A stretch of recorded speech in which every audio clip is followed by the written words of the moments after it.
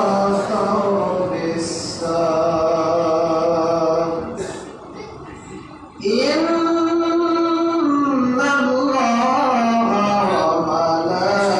وملائكته يصلون على النبي يا أيها الذين آمنوا صلوا عليه وسلموا تسليما اللهم صل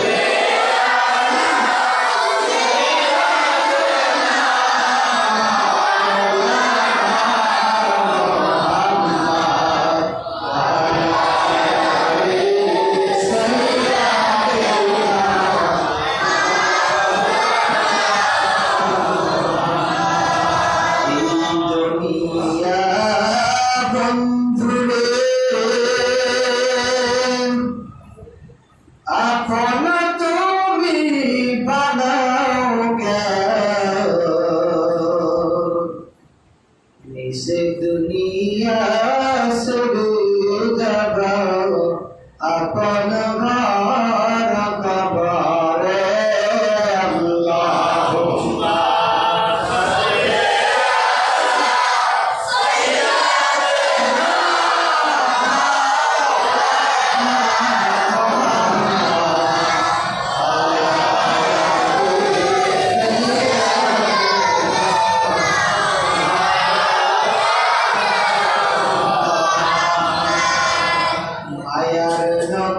মদিনায় আমার গাড়ি বানালাম নসিব কে হবে আমার যেতে সোনার মদিনায় নসিব কে হবে ভাই যেতে সোনার মদিনায় কল্পনা কর মনে হতে ভরা কবুল পয়লা তোমায় নিয়া যাইবে সোনার মদিনা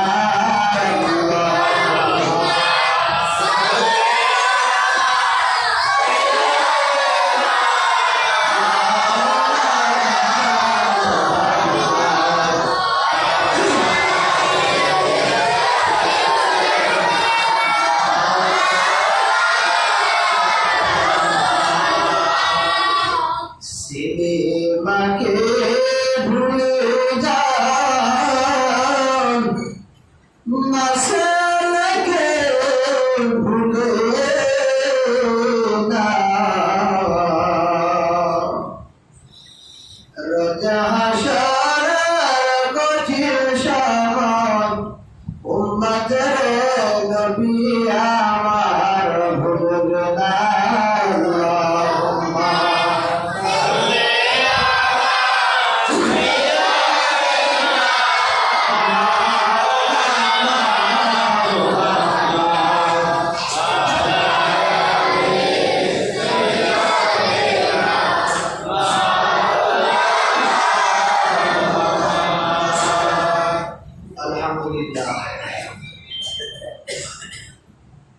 আজকে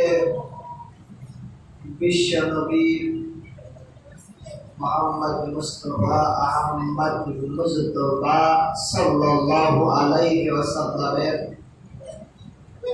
মিলাদুন নবী উদযাপন উপলক্ষে মাহফিলের প্রধান অতিথি বিশেষ অতিথি সহ আমার সামনে উপস্থিত আছেন পিতাজি সমতুল্য বাবারা যুবক ভাইরা ও আমার মাইকের আওয়াজ যতদূর পর্যন্ত যায় পর্দার অন্তরালের সরলা অবলা সরলা সম্মানিতা মা ও বোনেরা সকলকে আমার অন্তরের অন্তরস্থল থেকে সালাম ও মুবারকবাদ আসসালামু আলাইকুম ওয়া রাহমাতুল্লাহি ওয়া বারাকাতুহু।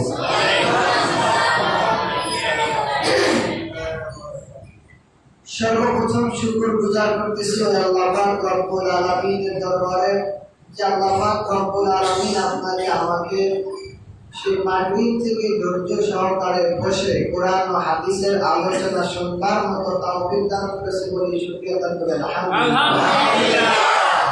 লক্ষ কোটি দরুদ সালাম ওই মানবতার মুক্তির দিশারি, মানবতার মুক্তির পথিক, দুই জাহানের বাদশাহ সরকার তো আদম শাহি রিসালাত শামসুল দুহা বদরুদ্দোজা নূরুল হুদা আপায় নামদার তাজদারে মদিনা সরকার তো আদম নূরে মুদাসসাম আহমদ মুস্তাফা মুহাম্মদ মুস্তাফা সকলে পড়ি সাল্লাল্লাহু আলাইহি ওয়াসাল্লাম।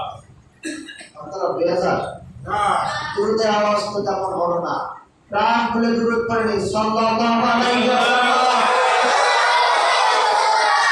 সম্মানিত হাজিরিন, আমি আপনাদের সামনে পবিত্র কালামুল্লাহ শরীফের 114টি সূরার ভিতরে ছোট্ট একটি সূরা, যে সূরাটা কোরআনুল কারীমে 104 নম্বর সূরা সূরাতুল আসর আমি আপনাদের সামনে তেলাওয়াত করেছি। মহান আল্লাহ পাক রব্বুল আলামিন যেন এই সূরার উপরে দুই কথা বলবার মতো তৌফিক আল্লাহ দান করে, সকলে বলেন আমিন। এমন কিছু কথা জবান থেকে বের করে দেন সেই কথা দ্বারা আপনি আমি সকলে যেন জীবনকে রাসূলের আদর্শে সুন্নাত অনুযায়ী বাস্তবায়ন করতে পারি, বলেন আমিন। সম্মানিত হাজিরিন, আলোচনার শুরুতে একটা কথা বলবো, যা করি আর না করি নবীর মহব্বত ছাড়া চলবে না, নবীর মহব্বত ছাড়া উপায় নাই। কারণ আল্লাহ পাক রব্বুল আলামিন আপনার পয়গম্বর আমার পয়গম্বরকে রহমত বানাইয়ে তো দুনিয়ায় পাঠাইছে। জোরে জোরে বলি সুবহানাল্লাহ। কেমন করে দুনিয়ার জন্য রহমত বানাই পাঠাইছে? আল্লাহ পবিত্র কোরআনে বললেন সূরা ফাতিহায়, আলহামদুলিল্লাহি রাব্বিল আলামিন। ও বান্দারা শুনিয়া নাও, तमाम जगत लौह कलम सात आसमान सात जमीन যা কিছু দেখো সব কিছুর প্রশংসনীয় মালিক আমি আল্লাহ। অন্য আয়াতে বললেন ওয়া আরসালনাকা ইল্লা রাহমাতাল লিল আলামিন। দুনিয়ার মানুষ যেমন করে সব কিছুর প্রশংসনীয় মালিক আমি আল্লাহ, এমন করে প্রশংসনীয় রহমত হইল আমার বন্ধু কামলিওয়ালা। সুবহানাল্লাহ। সম্মানিত হাজিরিন, ওই মায়ার নবী, দয়ার নবী, রহমাতাল লিল আলামিন নবী কেমন মায়ার নবী, কেমন দয়ার নবী। আমার নবী উম্মতের জন্য কত কেঁদল, আমার নবী উম্মতের জন্য 63 সাল জিন্দেগি উম্মতের পিছনে ব্যয় করেছে। এই দিন ইসলামকে দুনিয়ায় টিকিয়ে রাখার জন্য কত কাফেরের নির্যাতন সহ্য করেছে, বলেন ঠিক কিনা? সেই নবীর গায়ে জীবনে একটা মাসা পড়ে নাই, সেই নবীর গায়ে জীবনে একটা মাসি পড়ে নাই, যেই নবীর শরীর দিয়া গাম মোবারক বের হইলে সাহাবায়ে কেরামগণ পাগল করা হয়ে যাইত। আমার মায়ার নবী, আমার দয়ার নবীর গায়ে কত সুগন্ধি, যে সুগন্ধি তামাম দুনিয়ার মধ্যে আর কিছুর ভিতরে ছিল না। সম্মানিত হাজিরিন, যেই নবীর ঘাম দ্বারা সাহাবায়ে কেরামগণ আদর রূপে ব্যবহার করতেন, আমাদের শরীর থেকে ঘাম বের হলে নিষ্কাম মারার ঘেরান আসেনি, আসে না? মুসলমান ইমানদার আল্লাহর গোলাম, আমাদের শরীর দিয়া যদি ঘাম বের হয়, যদি একবারও ঘাম শরীরে দ্বিতীয়বার শুকায়া যায়, আমাদের কাছে আর মানুষ বেরোতে পারে না, বলেন ঠিক কিনা? আর আমার মায়ের নবী, আমার দয়ার নবী, রহমাতুল লিল আলামিন নবী যখন শরীর থেকে ঘাম মুবারক বের হইতো, মানুষ যা ঘামকে আটকে রাখার জন্য কানকে সংরক্ষণ করিয়া রাখার জন্য তারা পাগল পারা হয়ে যাইত। সাহাবায়ে কিরামগণ বর্ণনা করেছে কেন কেন কেন বলতেছে ওই জমানার মধ্যে যদি কারো বিবাহ অনুষ্ঠান হইত, ওই বিবাহ অনুষ্ঠানের মধ্যে মেশকু আম্বারের ঘেরার হিসাবে আপনার আমার মায়ের নবীর গান মোবারক ব্যবহার করত। আজকে যদি আমি বলি আমার নবী আমার মতো নাউজুবিল্লাহ বলেন, আল্লাহ পাক রব্বুল আলামিনের পয়গম্বর একদিন তার কক্ষের ভিতরে প্রসাদ করে রাখলেন। প্রসাদ এক সাহাবে এসে দেখতেছে এত সুন্দর শরবত জীবনে আর কোনদিন দুই চোখে দেখে নাই। ওই সাহাবী শরবত মনে করে মায়ের নবীর প্রসাদ মোবারক খেয়ে বলেছে সুবহানাল্লাহ। মায়ের নবী কক্ষের ভিতরে প্রবেশ করে জিজ্ঞেস করলেন এই পাত্রের ভিতরে যা ছিল কোথায়? সাহাবী মনে মনে ভয় পেয়ে গেলেন, হয়তো আমি একা সব শরবত খেয়ে ফেলেছি, এটা যদি মায়ার নবীর কাছে বলি হয়তো বা মায়ার নবী দয়ার নবী আমার উপরে রাগ হইতে পারে। এবার করুণ সুরে মনটা খারাপ করিয়া বলতেছে ইয়া রাসূলুল্লাহ ইয়া হাবিবাল্লাহ, এই পাত্রের ভিতরে যত শরবত ছিল আমি সব একাই খেয়ে ফেলেছি। মায়ার নবী দয়ার নবী বললেন এই পাত্রের ভিতরে তো শরবত ছিল না, এই পাত্রের ভিতরে আমার প্রসাদ মোবারক ছিল। এই কথা শোনার পর সাহাবী রুম থেকে বের হয়ে গেলেন। বলেন লজ্জা পাইছে কি পায় না? রুম থেকে যখন বের হয়ে গেলেন একটু পরে মায়ার নবী দয়ার নবী রাহমাতুল লিল আলামিন বলতেছেন ও সাহাবীরা আমার প্রসাদ মোবারক যে সাহাবী পান করেছে ওই সাহাবীকে ডেকে নিয়ে আসো। যখন সাহাবীকে ডাকি আনলো মায়ের নবী বলতেছে সাহাবী তুমি আমার প্রসাদ মোবারক খাওয়ার কারণে আমার আল্লাহ তোমার জন্য দুইটা সুসংবাদ দিয়েছে। এইমাত্র আমার কাছে জিবরাইল আলাইহিস সালাতু ওয়াস সালাম এসে বললেন ইয়া রাসূলুল্লাহ ইয়া হাবিবাল্লাহ মায়ের নবী আপনার প্রসাদ মোবারক খাওয়ার কারণে আপনার সাহাবীকে আল্লাহ চিরতরাল জান্নাতি হিসাবে কবুল করেছে, তার জন্য আল্লাহ 8টা জান্নাতি ওয়াজিব কইরা দিয়েছে। শুধু জান্নাত ওয়াজিব কইরা দেয় না রে মুমিন, ওই সাহাবীর জন্য 7টা জাহান্নাম আল্লাহ চিরতরে হারাম করে দিয়েছে। 2 নাম্বার ও সাহাবী তুমি আমার প্রসাদ মোবারক খাওয়ার কারণে তোমার শরীর থেকে যে সুগন্ধি বের হয় কিয়ামত পর্যন্ত তোমার বংশে যত লোক আসবে এই সুগন্ধি সকলের শরীর থেকে আল্লাহ বের করে দিবে।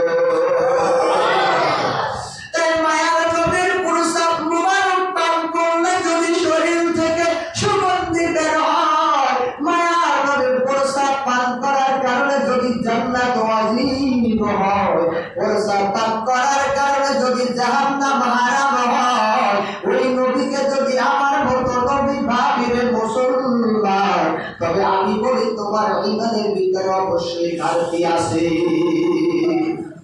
ঠিক কি না বলেন? মায়ার নবী দয়ার নবী যদি রাস্তা দিয়ে হাঁটতো, ওই রাস্তা দিয়ে কোনো যদি আমবৈশার রাতের ভিতরে আমার মায়ার নবী রাস্তা দিয়ে হাঁটতো, ওই রাস্তার ভিতরে কোনো লাইটের প্রয়োজন হতো না। আজকে আমি লাইট দিয়ে হাঁটি, তারপর যদি লাইটের আওয়াজ একটু কম হয়, লাইটের আওয়াজ যদি একটু কম হয়, সামনে কিছুই দেখি না। দেখি তাহলে আমার মায়ের নবী রাস্তা দিয়ে হাঁটলে লাইটের প্রয়োজন হতো না, আমার মায়ের নবীর শরীরে মশামাছি পড়তো না, আমার মায়ের নবীর প্রসাদ মোবারক দেখায় আল্লাহ তার সম্মান এত বাড়ায়া দেয়। ওরা মুসলমান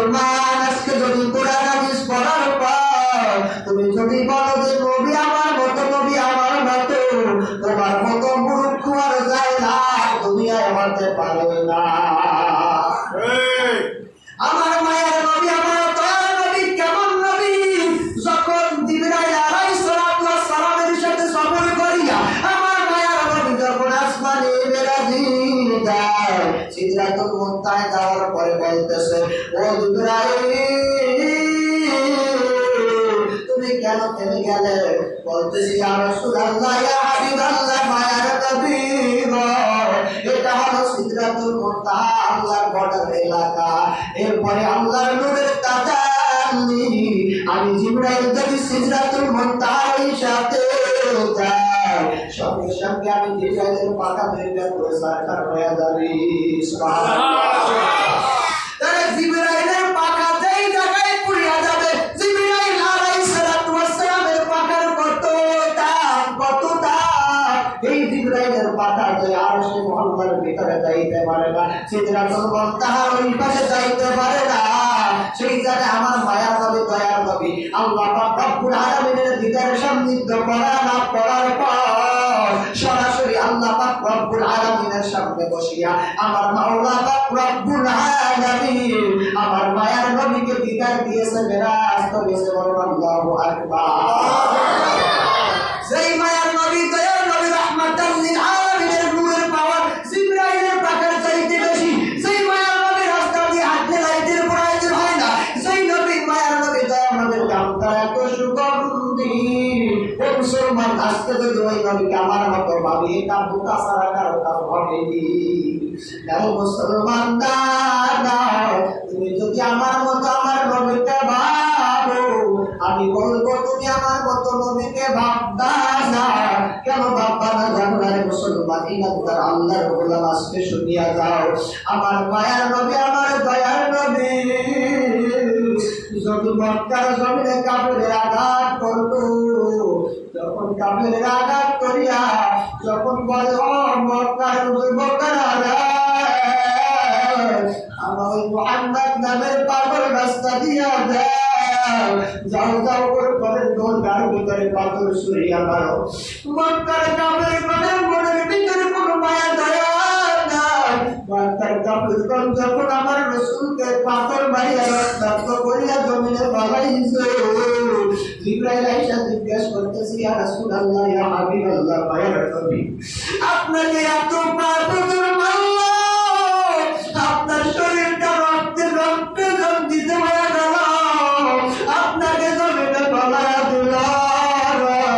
ও মায়ার নবী, আজকে আপনাদের দিকে তাকাইয়া একবার আল্লাহর কাছে যদি আপনি অভিশাপ দেন, একবার যদি আপনি আল্লাহর কাছে বিচার দেন, এই মক্কার জমিনে, মক্কার জমিনে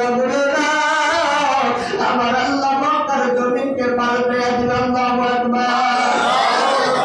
মায়ার নবী ডাক দেয়, ভাই জিবরাইল, আমার আল্লাহ আমাকে দুনিয়ার জমিনে ইসলাম নামক শান্তির ধর্ম দিয়া, কুরআন নামক শ্রেষ্ঠ একটা কিতাব দিয়া দুনিয়ায় পাঠাইছে। আজকে যদি আমি মক্কাবাসীর জন্য আল্লাহর কাছে বিচার দেই, ও জিবরাইল তুমি বলো না আমি ইসলামের দাওয়াত কাদার কাছে দিব। এত আঘাত সহ্য করার পর যেই নবী রাহমাতাল লিল আলামিন, মায়ার নবী একটা বারের জন্য তাদের কাছে আল্লাহর কাছে বিচার দেয় নাই। আজকে যদি আমাদেরকে কেউ একটা কথা বলে, যতক্ষণ পর্যন্ত আমরা ওইটার প্রতিবাদ করতে না পারি, যতক্ষণ পর্যন্ত আমরা ওইটার জন্য পাল্টা জবাব দিতে না পারি রে মুসলমান, ততক্ষণ পর্যন্ত চোখে ঘুম আসে না। বলেন ঠিক না বাজি? তুমি বললা তোমার মতো আমার নবী, তুমি মরে যাও, আমার নবীও মরে গেছে। নাউজুবিল্লাহ বলেন। আল্লাহ বলছেন আমার নবীগণ মরে না, আমার নবীরা তো মরে না, আমার ওলিগণ মরে না। স্পষ্ট কোরআনের ভিতরে আছে, তারা দিনের পথে শহীদ হয়, ওদেরকে তোমরা মৃত্যু বলো না। সুবহানাল্লাহ। কি বলছে? যারা দিনের পথে শহীদ হয়ে যায় ওদেরকে তোমরা মৃত্যু বলো না, আপনারাই বলেন শহীদদের মর্যাদা বেশি না নবীর মর্যাদা বেশি? আল্লাহ পাক রব্বুল আলামিন বলেন আমার নবীগণ কবরে কি করে জানো নাই? ফি কুবুরিস সালাত, আমার নবীগণ কবরের ভিতরে নামাজ পড়ে আল্লাহু আকবার। শুধু নামাজ পড়ে না, ওয়াইসকাম আমি আল্লাহ তাআলার পক্ষ থেকে দুনিয়ায় যেমন রিজিক প্রাপ্ত হইত কবরের মধ্যে ওই রকম আমার পক্ষ থেকে রিজিক প্রাপ্ত হয়। প্রমাণ আমার মায়ার নবী দয়ার নবী যখন মিরাজে যাইতেছেন, যখন মুসা পয়গম্বরের কবরের পাশ দিয়ে যখন যাইতেছে, আমার মায়ার নবী দেখতেছে মুসা পয়গম্বর কবরে দাঁড়ায়া সালাত আদায় করতেছে। মুসা পয়গম্বর কবরে কি করতেছে? দাঁড়া নামাজ পড়তেছেন। মুসলমান মুসার চাইতে আমার মায়ের নবীর দাম কম না বেশি? যদি বেশি হয়, মুসা যদি কবরে জীবিত হয় আমার নবী মনে হয় মরিয়া গেছে। মুসলমান না না, আমার নবীর কবরে জিন্দা তাতে কোনো সন্দেহ নাই। আশিকের মতো আশিক হয়ে যদি নবীকে সালাম দেওয়া যায়, এখন রওজার পাশে যাবে সালামের জবাব নিজ কানে শোনা যায়। এই জন্য মুসলমান আমল যা করো অল্প আমল নাজাতের জন্য যথেষ্ট হবে। এই আমলের মধ্যে যদি নবীর দুশ্মনী থাকে, একটা আমল আল্লাহর দরবারে যাবে না। আল্লাহ বলেন বান্দা তুই যে আমল কর সব আমল গুলো আসমান আর জমিনের মধ্যে ভাসতে থাকে। কতক্ষণ পর্যন্ত ভাসতে থাকে? কতক্ষণ পর্যন্ত ভাসে? যতক্ষণ পর্যন্ত না আমলের সাথে আমার মায়ার নবীর দুরূদ না হয়। আজকে দুরূদের বাধা কেন জানেননি? তিনটা বিষয় আল্লাহর কাছে খুব প্রিয়। এক নাম্বার হলো খালিস তওবা, কি? দুই নাম্বার হলো বান্দার সিজদা, তিন নাম্বার হলো নবীর দুরূদ। সুবহানাল্লাহ বলেন। কারণ কি জানেননি? আল্লাহ বলেছেন কোন আমল দুরূদ ছাড়া কবুল হবে না। যদি আপনাকে কোনো কৌশল করিয়া দুরূদ থেকে দূরে সরাইয়া দেওয়া যায়, তবে তো আপনার কোনো আমল আর আল্লাহর দরবারে যাবে না। নামাজ পড়লেও লাভ নাই, রোজা রাখলেও লাভ নাই, হজ করলেও লাভ নাই, যাকাত দিলেও লাভ নাই। কারণ একটাই কারণ, আমল তো আল্লাহর দরবারে তুমি ছাড়া যাবে না। এই জন্য যদি দুরূদে বাধা দিয়া দূরে সরাইয়া দেওয়া যায়, সব আমল বরবাদ, অটোমেটিক বরবাদ। তোমাকে শত্রু দাবি করার দরকার নাই, শত্রু নিজে নিজের করছে। বলেন ঠিক কিনা? দুই নাম্বার, হাত তুলে দোয়া করার বাধা কেন? আল্লাহ বলছে বান্দা শয়তানকে আমি চার দিক দ্বারা তোকে শয়তান ধোঁকা দেবে, ডানে দেবে, বামে দেবে, সামনে দেবে, পিছে দেবে। কিন্তু দুইটা দিক দিয়ে আমি শয়তানের জন্য রাস্তা বন্ধ করিয়া দিছি। দুই দিক দিয়া শয়তান ধোঁকা দিতে পারে না। এক নাম্বারের দিক হইল যখন বান্দা জমিনে সিজদা দেয়। দুই নাম্বার হইল যখন আসমানের দিকে হাত তুলে দোয়া করে। এই দুইটা সময় আমার বড় প্রিয়।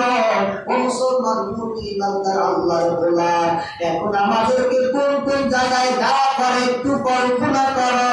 প্রথম দাওয়া করলে দুরূদ ছাড়া আমল পায়। দুই নাম্বার দাওয়া করতে তওবা করবি, হাত তুলে দোয়া করবি না।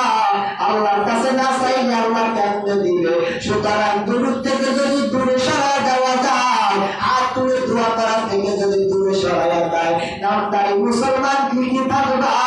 আল্লাহর কাছে প্রিয় হওয়ার কোনো সুযোগ তোমার থাকবে না। কৌশল দেখছেন কোথায় কোথায় তিন মার দিছে? এইটা কোনোদিন ভাবি নাই। যাই হোক, আমি ওইদিকে যাব না, আমি আপনাদের সামনে সূরাতুল আসর তেলাওয়াত করেছি। আল্লাহ পবিত্র কুরআনুল কারীমের মধ্যে ঘোষণা করেছেন, ওয়াল আসরি, সময়ের কসম। আল্লাহু আকবার বলেন। ওয়াল আসরি, সময়ের কসম। কোন কোন তাফসীরের কিতাবের ভিতরে এসেছে মধ্যবর্তী সময়ের কসম, অন্য কিতাবের ভিতরে আছে আসর নামাজের কসম। দেখেন, আসর নামাজটাও হলো মধ্যবর্তী নামাজ। বলেন সুবহানাল্লাহ। আসর নামাজের আগে দুই ওয়াক্ত নামাজ ফজর জোহর, ঠিক কিনা? ঠিক আসর নামাজের পরে আবার দুই ওয়াক্ত নামাজ মাগরিব আর ইশা। সুতরাং আল্লাহ বলছে, আল আসরি, সময়ের কসম, সময়ের কসম। ইন্নাল ইনসানা লাফি খুসর। সুবহানাল্লাহ। ইন্নাল ইনসানা, সকল মানুষ লাফি খুসর, ক্ষতিগ্রস্ত। ভালো করে বলবেন, আল্লাহ বলেছেন সময়ের কসম, সকল মানুষ ক্ষতিগ্রস্ত। সকল মানুষ কি? এখন আমরা চিন্তিত কিনা? সকল মানুষ ক্ষতিগ্রস্ত। এখানে ধনী গরিব, রাজা বাদশাহ, হুজুর, বেআলেম, আলিম, আল্লাহ কাউকে বাদ দেয় নাই। আল্লাহ বললেন, ইন্না নিশ্চয়ই ইনসানা লাফি খুসর, সকল মানুষ ক্ষতিগ্রস্তের মধ্যে আছে। এখন মুসলমান, হুজুর এটা কেমন কথা? সকল মানুষ যদি ক্ষতিগ্রস্ত হয়, আর তা যদি আমার আল্লাহ নিজে বলে, তবে আমার তো কোনো উপায় নাই। নামাজ পড়বো, রোজা রাখবো, হজ করবো, যাকাত দিব কেন? ঠিক কি না বলেন? আল্লাহ আবার পরবর্তী আয়াতে বললেন, ইল্লাল্লাযীনা আমানু। সুবহানাল্লাহ। ইল্লাল্লাযীনা, তারা ব্যতীত। সুবহানাল্লাহ বলেন। প্রথম বললেন সব মানুষ ক্ষতিগ্রস্ত, কেউ ক্ষতি ছাড়া নাই। আবার পরবর্তীতে বললেন ইল্লাল্লাযীনা, কারা ব্যতীত? বলছে কারা? ইল্লাল্লাযীনা আমানু, সর্বপ্রথম ওই ব্যক্তি যারা ঈমান গ্রহণ করেছে।